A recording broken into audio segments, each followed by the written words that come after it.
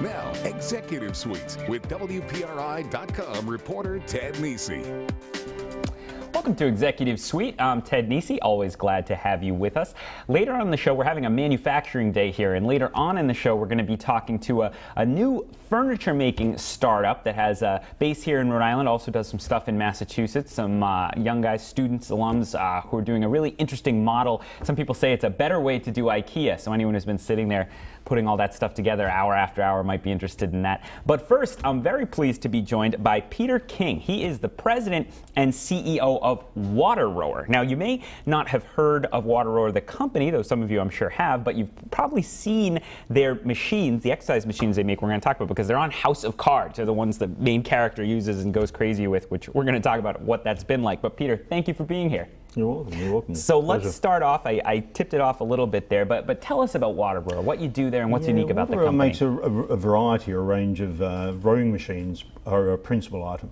The uniqueness by the name WaterRower is it's based around a water flywheel dynamic, which has been designed many years ago now to emulate the dynamic of a moving boat, in short. That's the engineer's answer.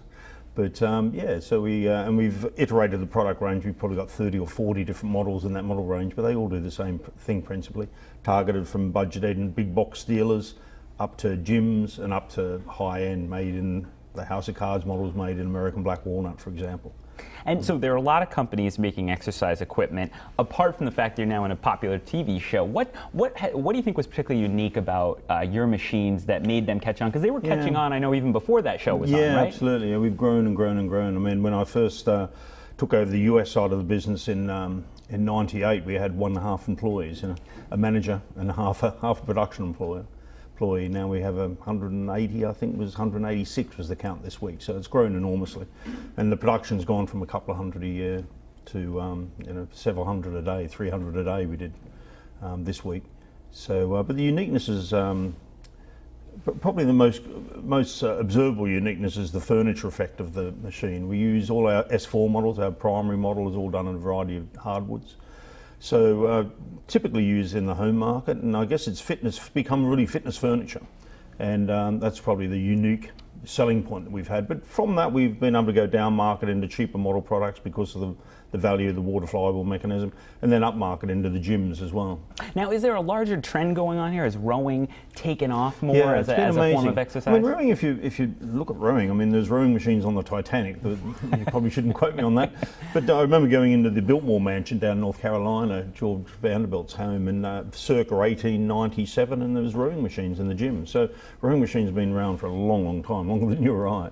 But they did fade off in the beginning of the, and Precor, one of the biggest players in the fitness market, founded their business on rowing machines back in the 70s. But then, exercise bikes and treadmills and ellipticals and a whole myriad of health riders and things like that took over. But we've been able to relaunch rowing machines, and yeah, our sales have kind of blossomed in that, and rowing machines are all over the place now. Yeah, you see them a lot. I see people at the gym using them now and everything. It's quite a workout too when you get on the rowing machines. They are, yeah. And there's a gym, one of the fastest growing gym chains in the country, Orange Theory Fitness, in the world for that matter. They've expanded. They're expanding into Japan now and into Europe, and their footprint or project is based around treadmills, rowing machines, and suspension training. So we've got between 10 and 15 rowing machines in each of these gyms, and there's over 400 now, with another 300 in the pipeline. So, and that's brought rowing back to the fore. It's always been a great exercise, but it's just been relaunched. Yeah, coming back for people. That's how to do our success. It's been great. This business of some people actually say your machines are like a character on House of Cards because of how they get brought in important. Yeah. And how did you get involved with? Were you surprised the day it popped up, or did they reach out? They reached out, and they I think it was written up in the Wall Street Journal article. I'm sure you read. And it said that basically we just went that extra yard, and someone from New York in the production company said we were looking at a few different pieces of equipment. They had a treadmill when we arrived there, an elliptical, something else I can't remember. There's 4 pieces of equipment in the rowing machine, and they just chose ours. So that was just chance. But if we hadn't gone that extra yard and gone down there and been helped them out, and then we did some training with Kevin Spacey and his personal trainers and such like that. So it required a lot of support to kind of get it through. But the success has been bred from that. But, you know, also House of Cards, at that time we weren't even aware that it was going to be released as the first series on Netflix. So, you know, we've been on TV many times before, but, you know, it's one episode on one night of a certain week, and if someone misses that, then it's gone. The beauty with the Netflix exposure or the House of Cards exposure on Netflix is we're still getting people watching it for the first time. So, and that's all around the globe. You know? And now, so did you see a pop as soon as the show started to be seen? Did you notice the impact right away, and has it been sustained? We did, yeah. I mean, when that first episode went out, yeah, I mean, I think they released, I can't recall exactly, I think they released the series on the one date, and, you know, almost immediately. Binge watching started because that was the first series. Right. And yeah, almost immediately we saw the kind of, because it was a walnut machine, we could tell because all of a sudden it was selling a lot of walnut machines. Yeah. It was always our kind of third or fourth model, but now it's probably our second model. And we assume that's because of House of Cards. So how did WaterRower end up in Rhode Island and specifically in Warren? Obviously people hear your accent. You're actually from Australia, though the company has a footprint in Europe, various offices, including in the UK. How did it end up here? Well, I was as Aussies do, we were backpacking around the world and stuff. I ended up in London, and I came upon the machine there, and we licensed the machine or started importing it, developed the European license, and then we started manufacturing over there as well. And one thing led to another, and we looked to merge the two companies, the US and the UK side of the company, which formally became a takeover, and that's how we own the US business. The reason why the US business was here, John Duke, who was the inventor and founder of the machine. I bumped into him at the head of Charles just a couple of weeks ago. He was, he's a New Yorker, went to Yale, rode in the Yale lightweights and went into the row for the US national team, but he settled here because he was more of a designer. There was a designing bent in Rhode Island, settled in Cottage Street, Pawtucket for a bit, and then found some cheaper mill space out in Warren. And one thing that you've got for startups in this state is a lot of cheap manufacturing space, yeah. And it's old historic manufacturing space. It's quite a shame that a lot of it can't even be filled, though. You know, there's a mill near us that we rent some space in just for spillover warehousing, but it's $1.50 a square foot, and they still can't fill it. And it's amazing that you can't run a business at that cost of square footage, you know. But yeah, so that's how we ended up in Rhode Island. We stayed here, and we've grown and prospered here. As I say, we at that time we had manufacturing in the UK and manufacturing also in Australia for the Asian market, and we consolidated all here in probably 2007. So all the machines worldwide, in the rowing machine category anyway. We do a variety of other categories now. Are all done in the Warren plant. Right here in Rhode Island. All right, we're going to take a break. When we come back, we're going to talk much more with Peter King about WaterRower and the big expansion project they're up to right now. And then later on, we'll be talking with another design and manufacturing company, Greycork. Stick with us on Executive Suite. Welcome back to Executive Suite. I'm Ted Nisi, and we're having a bit of a manufacturing day here on the show. We're talking right now to Peter King. He is the president and CEO of WaterRower. They make those rowing exercise machines that you're starting to see all over, including on, as we've been discussing, the Netflix show House of Cards. Peter, you were talking just before the break about how the company ended up in Rhode Island, that you've consolidated the rowing manufacturing here. Give us a sense of the scale of the operation right now. You've talked about employees. How many are you churning out a year? How many shifts do you have to run? How's the operation go? We're running 2 shifts at the moment. The second shift is in a full assembly shift. It's mostly wood shop machine. We do all the machining of the frames in-house, but we have about 125 people on day shift and another 25 people on night shift just running the wood shop, and they produce around about 350 a day, and depending on the models and such like that. So yeah, so we're doing 70,000 machines a year. Wow. At present, as I say, going back to what we said before, you know, we started and we did 180 machines, I think, the year before I bought the US. Yeah. We acquired the US side of the business. So, yeah, so huge growth. How long does it take to put one together for your It takes about 5 minutes. Yeah. Really? Is it that quick? Yeah, that quickly. There's a handful of components, so you lay it out, follow the instructions. It'll take you 5 minutes. For the customer, I was thinking more for the from start to finish. It's about an hour, depending on the model again. Yeah. It's anything from half an hour to 2 hours. Yeah. Of assembly hours. So, you know, we can keep the manufacturing because the actual amount of added value or labour value going into the machine is not that high. Here, I mean, there's a lot from outside suppliers and stuff like that, but and they're being sold in a number of retailers, including I thought this was interesting, the Museum of Modern Art store in New York City, which that's quite a compliment on the design of the thing. Yeah, there is, and there's a lot of design stores who carry the machine as well. So it bridges over from just fitness to being an object of desire, as it is in the moment stores. Now we're taping this in it's November 2016. Do you expect Christmas time be big for you guys? The holidays, winter, is it a big gift? Winter, yeah. Winter is a very busy time for us, just because the exercising, indoors exercise becomes more prevalent. So we have an uptick. Probably it used to be 30% or something like that, or a dip in the summer. But of late, because we've been doing so much in the commercial market and the gym market, a lot of their buying cycles are based around the summer because that's when they're quiet. So we've been pretty consistent. Pretty consistent. We will probably go up 10 or 15% during the winter months. So. Yeah, you're in the midst now of this major expansion project down in Warren, where you guys are. Tell us about that. What the plan is. How much you're building. Yeah, initially when we took the building, it was an old jewelry manufacturing building dating back to the 70s, and it was derelict when I first walked in there. There was water pouring through the ceiling and stuff, and we've slowly made it over into a purpose-built facility. We just added a new warehouse addition, 9,000 square feet on the eastern side, and we previously did a 9,000 square feet on the southern side, another 1,000 square feet lunch cafeteria area for the production staff. So and that's transpired over the last year. Getting through planning, and anyone who's tried to build anything in Rhode Island understands the difficulties you have. Just getting through all the checks and balances that are in place, with good reason for the best part, but you still have to get through them. There's a lot of different agencies you have to go through. But yeah, we're all through all that now, and we're onto we had to turn over our office buildings. We've been in temporary offices for about a year now. And we're building a new office building, which is hopefully it's going to be finished in April next year. And tell us about when you decided to expand here. Did other states try to lure you away? Oh yeah, indeed, yeah. What was that like? Still do, yeah. They still are? do, yeah. Do you ever consider it? Well, yeah, of course. Yeah. I guess, but we. I mean, if it was a business decision, we probably would have. As I've said, some of the local politicians and the planning level and stuff like that, and also the governor and stuff like that. The reality is. There are better places to do business. We're lucky that we're a privately held company, so that makes a different lean, that we see our base in the community as being very important to us. And so that's kept us in Rhode Island, If it had been a purely commercial decision, then we probably would have moved, Yeah. It's sadly, but we probably would have done. And I'm sure a lot of businesses are like that. And you're talking about some of the frustrations. What if the governor came to you and said, all right, Pete, you've just gone through all this expansion and everything, where could we take out some of the pain points that might make it easier, so you don't say you definitely probably more likely to move on a business decision? The cost of doing business here is one thing. I mean, probably one of the lures to move to another place is just purely tax. And that's a hurtful thing. And even just in America, I mean, we're quite unique. I had the governor in a couple of weeks ago. We had Manufacturers Day, and she did a tour of the factory and stuff like that. And I also met with Dan McKee, the Lieutenant Governor.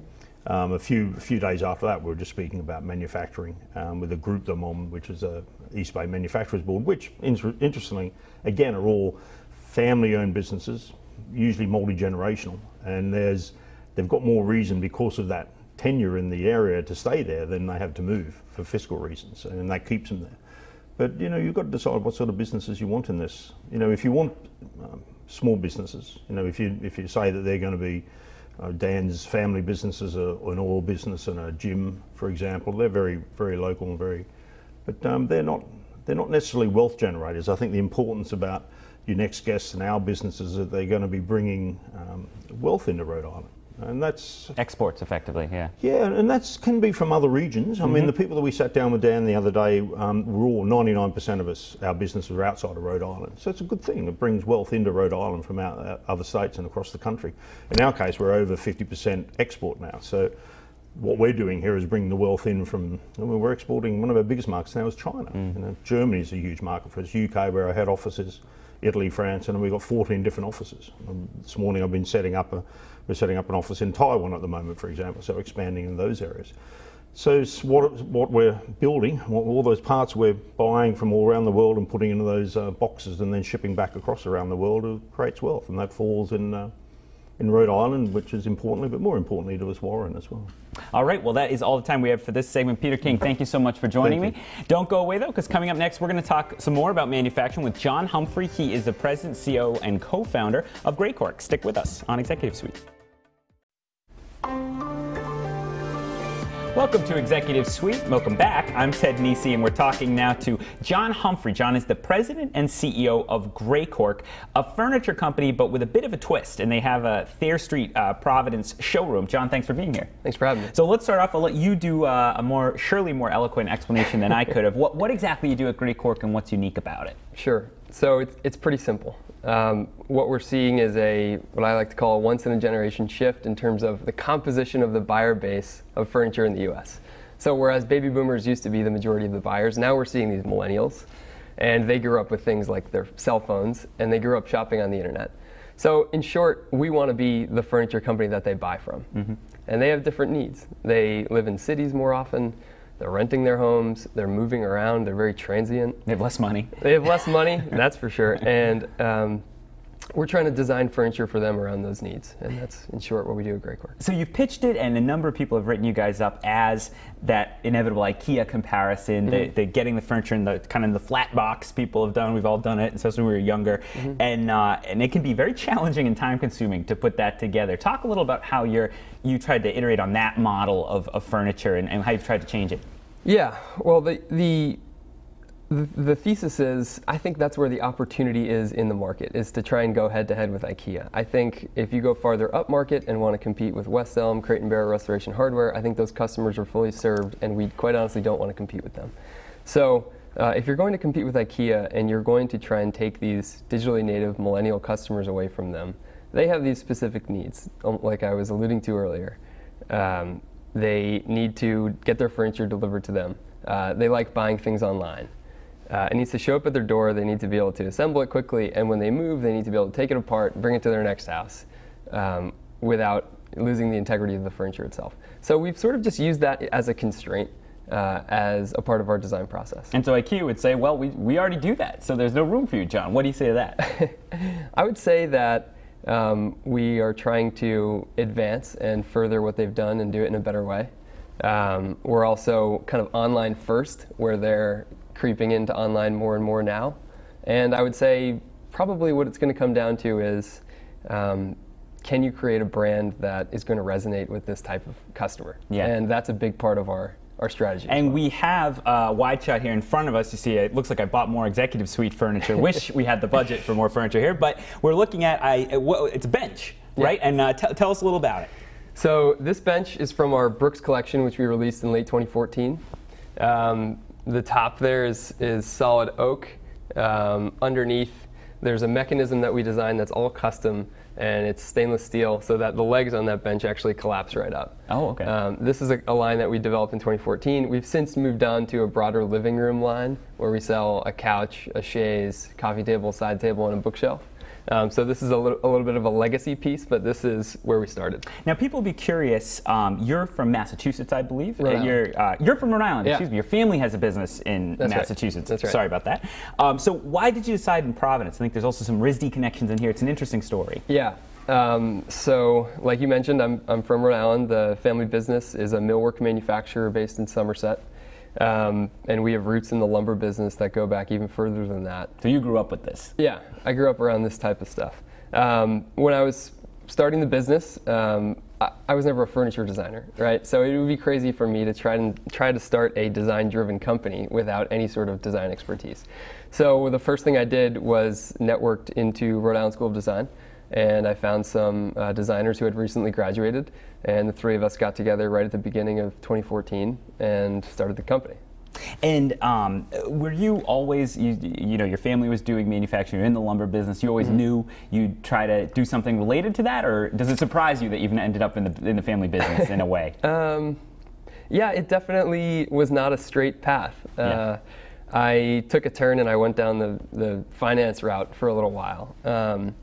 And like you said, I grew up in the manufacturing business. I mean, when I was really young, my dad said, okay, it's summer, it's time to come to work. I was only 8 years old. And then by the time I was honestly 12, I was working on door assembly lines, putting together pre-hung doors in Somerset, Massachusetts. And then throughout my teens, I got to know the rest of the operation, did some more internal stuff, got to know how they do sales and marketing and supply chain, purchasing, all of that. So by the time I was a senior in college, I was sort of exhausted from all of that. And I decided to when I graduated college, I decided to go straight into graduate school and got my MBA, and that's when I took a pivot and I went down a finance path. So but it ended up coming back to this. It ended up coming back. It was sort of like, I mean, before Greycork, I was working in venture capital. So it's sort of I can see kind of how that, I think it appears to shape your thinking, reading other interviews you've done too, because part of what you've told other interviewers you've seen here is you think there might be a trend with, you might see more furniture is one of the things we thought had totally was disappearing from America, but you think there's some reasons that we might see more US made furniture going forward. Tell us about that. I think the ecosystem is one of the biggest challenges that we currently have today, and I think it's going to take a lot of work. But we currently work with all U.S.-based manufacturing partners to develop all of our furniture. It's really tough to do. It's really gratifying to be able to pull it off. And I think what it's going to come down to is us and other brands like us just being very collaborative and really partnering with manufacturers here in the States to figure out how we're going to push the ecosystem further. And one interesting thing you did as you were getting off the ground, you used the crowdfunding website Indiegogo. Tell us a little about that and what you learned from that way of starting up. Sure, that was great. So being a startup company, we're always cash constrained, and the crowdfunding platform Indiegogo was great for us. What we were looking to learn from that was, one, does anybody actually care about what we're doing? Two, if they do care, do they care enough to buy? And three, what else can we learn from that to help guide further product development efforts? So in 40 days, we sold about $270,000 worth of product on Indiegogo. We got covered by about 50 different media outlets, and what that told us was what we're solving resonates with people. So you knew you had a market there. So looking forward, we have about 2 minutes left. When you're looking ahead, you guys, I know you had part of why you're here is because one of my colleagues had been on your mailing list, and she got the announcement that you guys were, you're on sale, the website's up and everything. She said, you should talk to these guys. So what do you think in terms of future products? What are your plans for growth? What are you excited about? Next year is going to be really exciting here for us. Yeah,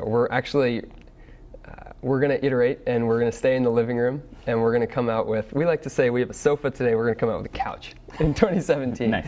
So something that's a bit more comfortable, having a bias towards comfort, but still doesn't lose the functionality, the utilitarian benefits of being able to ship to your door, being able to You're going to be able to ship a couch? Easily.